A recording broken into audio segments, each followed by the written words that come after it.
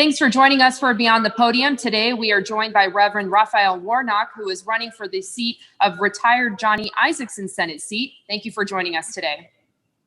Great to be here with you. Thanks. All right, let's get started. A recent study from Pew Research shows that all registered voters, 44% of them say it is a lot more difficult to be a Black person than a white person in this country. As a politician, what are you doing to better help bridge the race gap and disparities in our country? Thank you very much. I'm the pastor of Ebenezer Baptist Church, the spiritual home of Martin Luther King Jr. And so this is a spiritual house where we believe that the work of racial justice is a part of our faith. And so part of the reason I'm running for the U.S. Senate is I've been engaged in these issues for years.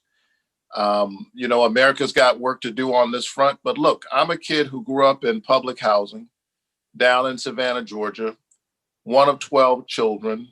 I'm the first college graduate in my family, and here I am running for the United States Senate.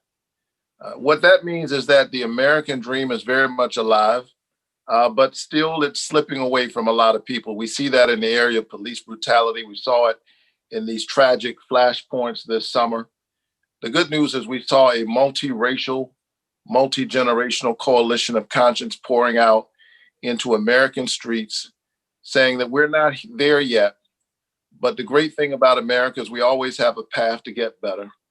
And I think during this defining moment in American history, all of us have to push back against the xenophobic and bigoted impulses in our society and reach toward our higher angels. All right, thank you for that. In a national poll by Harvard Kennedy School, young Americans ages 18 to 29 had a significant interest in the upcoming election. Specifically, the poll stated that 63% of young Americans plan to vote this year compared to the 47% in the 2016 presidential election. What are you doing to find and sway young voters? Oh, well, I've been reaching out to young voters, not just as a candidate, but as the chairman of the New Georgia Project for a number of years. I've worked with others to register some 400,000 new voters in this state. There's nothing more precious in a democracy than the votes of ordinary citizens. Your vote is your voice is your human dignity. And who votes absolutely shapes our public policy. And so with healthcare on the ballot, with the dignity of workers on the ballot, this election is the most important of our lifetime. Even our democratic institutions are being challenged. And so we need people to stand up in this moment. And that's why I'm grateful to be humbly offering myself to public service. But I've been registering voters, educating voters for years, and I'll continue to do that work. And as the United States, let me just say also, as a United States Senator, I'm going to be pushing for passage of the John Lewis Voting Advancement Act, which passed the House, but is yet to be put up for a vote in the U.S. Senate. All right, thank you. Sorry for cutting you off there. In another Pew Research study, it showed that 62% of the majority of the public says that significant changes are needed in the fundamental design and structure of American government to make it work for current times. Where do you stand on this? I think this is why it's so important that we hear the voices of ordinary people in the process. I have to tell you that part of what gets me in this race is I'm concerned about the outsized influence of corporate interests in our politics. When you think about the fact that we can't get much movement in our politics, even in the areas where there's an amount of American agreement, it's because somebody else owns our democracy. We got the best politicians that money can buy. So we need campaign finance reform. It's the reason why I'm not accepting any money from corporate PACs. We got to push hard against voter suppression. The four most powerful words uttered in a democracy are, the people have spoken. And so we've got to make sure that the voices of the people are not diminished in their own democracy. BRAC is always a concern for Georgia's military bases. Are new jobs a sign that we should be less concerned about any future decision to close Robins Air Force Base or the Marine Corps Logistics Base in Albany? Well, I was down in Albany a couple of weeks ago, There are a number of things that folks are concerned about in that area. I certainly will be someone who will stand up for the men and women in our military, not just during their time of service, but when they become veterans. We've got so many folks who are serving. We've been in these wars for 20 years. I think we're experiencing mission creep. And we need to be aware of what it is and why we're still there. And then we need to make sure that our veterans are well taken care of once they come out. We've got 600,000 veterans in this state. I'm very concerned about them, and I'm especially concerned about their health care and the lack thereof. A lot of them come back with scars. Some of them are visible. A lot of their scars are invisible.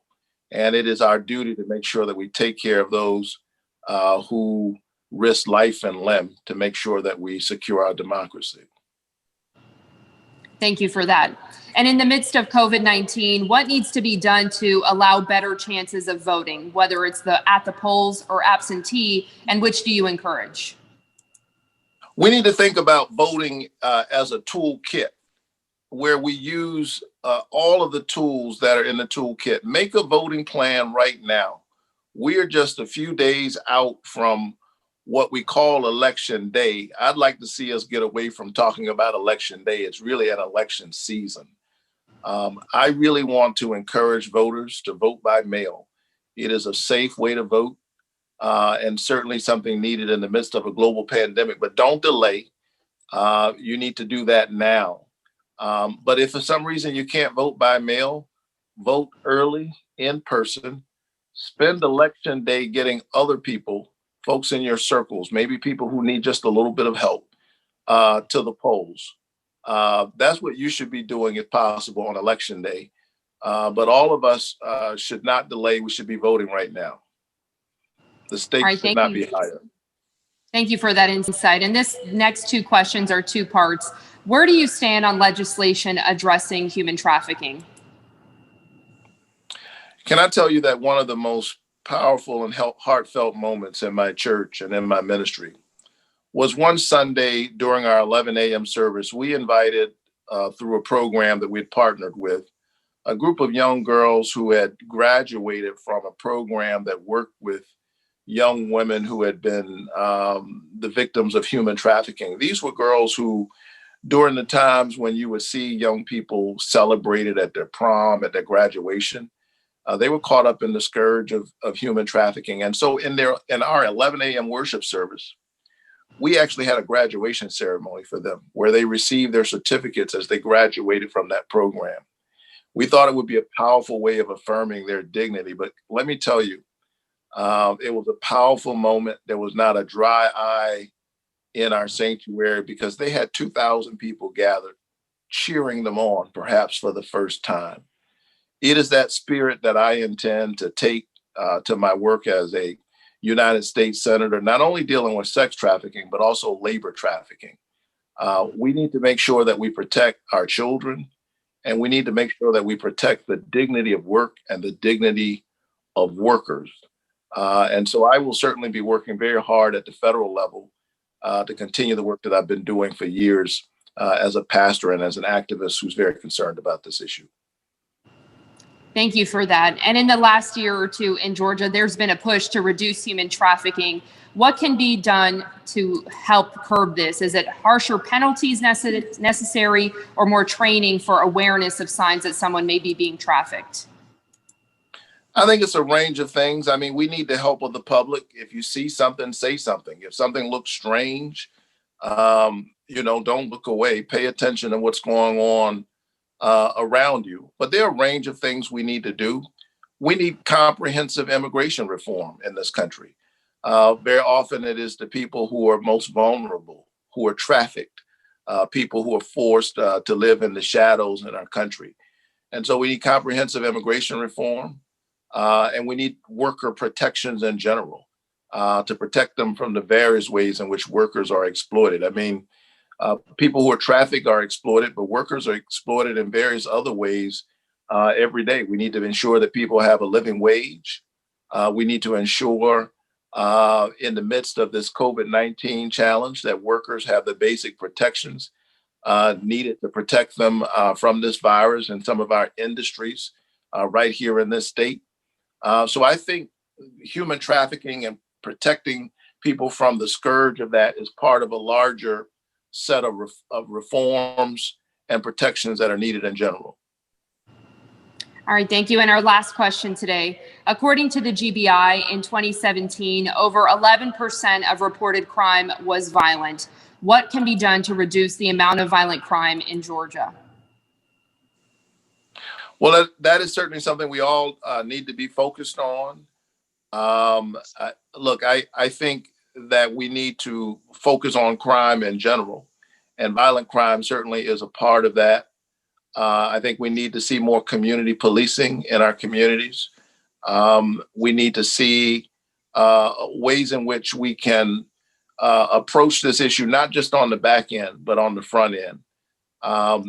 Address the ways in which people are made vulnerable to the kinds of violent crimes that happen even in intimate spaces where people are left economically vulnerable and experience violence sometimes in their own homes. Again, I don't think that there is a kind of one approach, one size fits all approach to this.